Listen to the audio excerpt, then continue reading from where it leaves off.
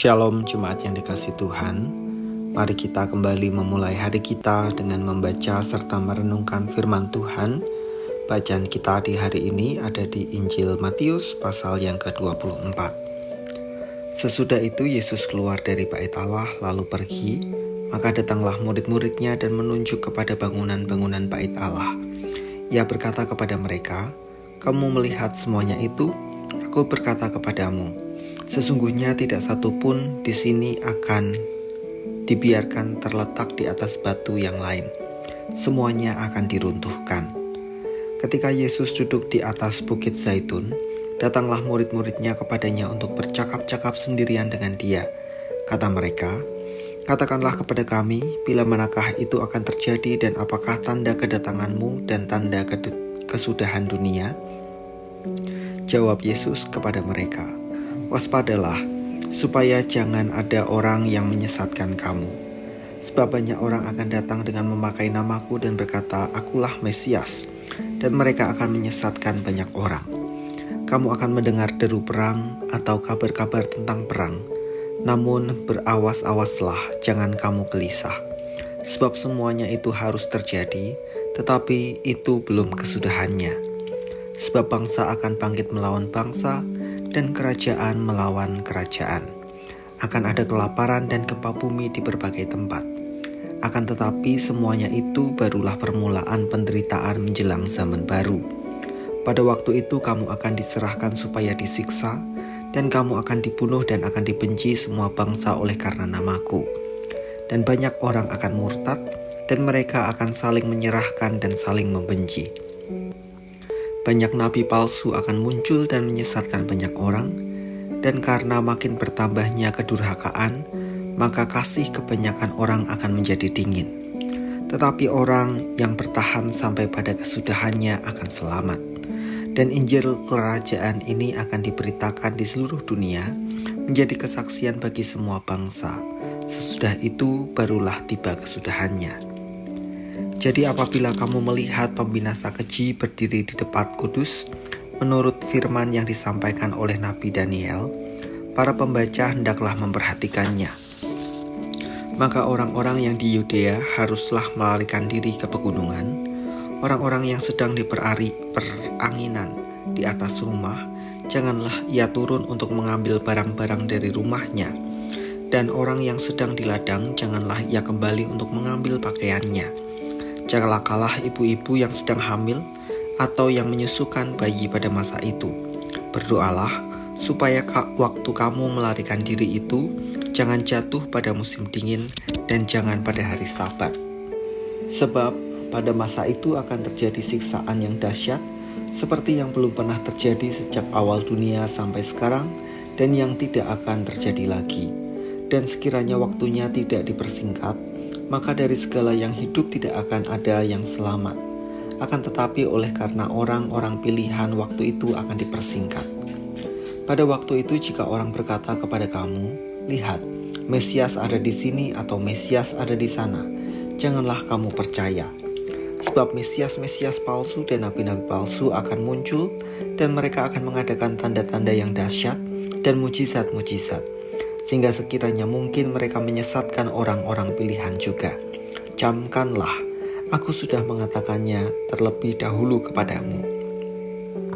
Jadi apabila orang berkata kepadamu, 'Lihat, ia ada di padang gurun,' janganlah kamu pergi ke situ. Atau 'Lihat, ia ada di dalam bilik,' janganlah kamu percaya. Sebab sama seperti kilat memancar dari sebelah timur dan melontarkan cahayanya sampai ke barat, demikian pula lah kelak kedatangan Anak Manusia. Di mana ada bangkai, di situ burung nazar berkerumun. Segera sesudah siksaan pada masa itu, matahari akan menjadi gelap, dan bulan tidak bercahaya, dan bintang-bintang akan berjatuhan dari langit, dan kuasa-kuasa langit akan goncang. Pada waktu itu akan tampak tanda Anak Manusia di langit, dan semua bangsa di bumi akan meratap, dan mereka akan melihat Anak Manusia itu datang di atas awan-awan di langit dengan segala kekuasaan dan kemuliaannya. Dan ia akan menyuruh keluar malaikat-malaikatnya dengan meniup sangkakala yang dahsyat bunyinya, dan mereka akan mengumpulkan orang-orang pilihannya dari keempat penjuru bumi, dari ujung langit yang satu ke ujung langit yang lain. Tariklah pelajaran dari perumpamaan tentang pohon ara. Apabila ranting-rantingnya melembut dan mulai bertunas, kamu tahu bahwa musim panas sudah dekat. Demikian juga jika kamu melihat semuanya ini, ketahuilah bahwa waktunya sudah dekat, sudah di ambang pintu. Aku berkata kepadamu, sesungguhnya angkatan ini tidak akan berlalu sebelum semuanya ini terjadi. Langit dan bumi akan berlalu, tetapi perkataanku tidak akan berlalu. Tetapi tentang hari dan saat itu, tidak seorang pun yang tahu. Malaikat-malaikat di surga tidak, dan anak pun tidak, hanya Bapa sendiri. Sebab sebagaimana halnya pada zaman Nuh, demikian pula halnya kelak pada kedatangan Anak Manusia.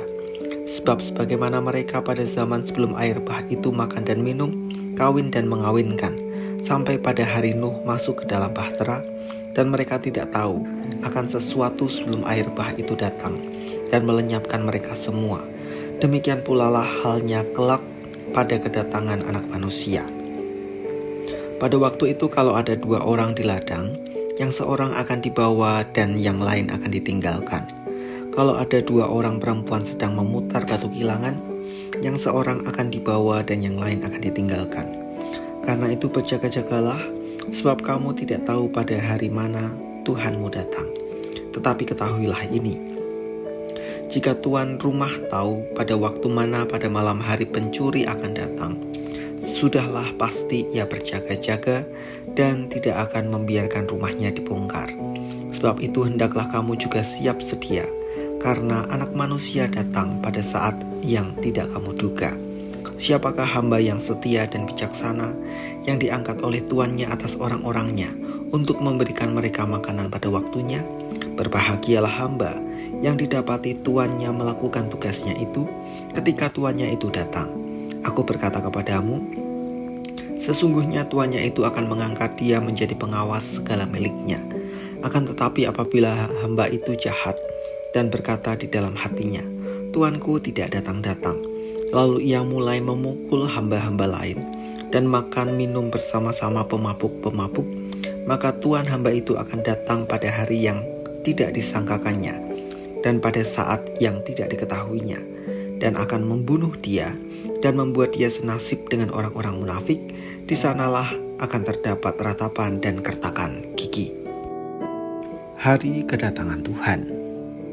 Berapa kali dalam perjalanan hidup kita mendengar berita tentang akhir zaman? Paling tidak, lebih dari 1 kali kita telah mendengarkan berita itu. Tanda-tanda akhir zaman memang telah dinyatakan Tuhan Yesus sejak ia memberitakan tentang akhir zaman itu sendiri, yaitu akan terjadi penyesatan di mana muncul Mesias dan nabi-nabi palsu, terjadi penderitaan dan gejala alam. Namun, tanda-tanda itu hanyalah permulaan. Kelak ketika itu terjadi, maka manusia akan dihakimi dan pemilahan terjadi di antara orang benar. Bapak, Ibu, dan saudara kasih Tuhan, satu hal yang perlu kita ingat dan ditegaskan oleh Tuhan Yesus, tidak ada satupun yang tahu kapan peristiwa itu akan terjadi. Namun, satu yang pasti, akhir zaman pasti terjadi. Maka sesuai pesan Tuhan Yesus, berjaga-jagalah, yaitu dengan cara setia kepada iman kepada Tuhan Yesus dan setia menghidupi kebenaran. Mari kita berdoa.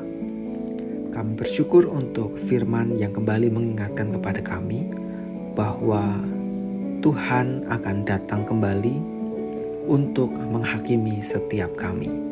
Maka tolong kami ya Tuhan, di tengah kehidupan yang masih Tuhan percayakan pada kami, untuk senantiasa berjaga-jaga dan setia kepada Tuhan Yesus yang telah menjadi Tuhan dan Juru Selamat kami.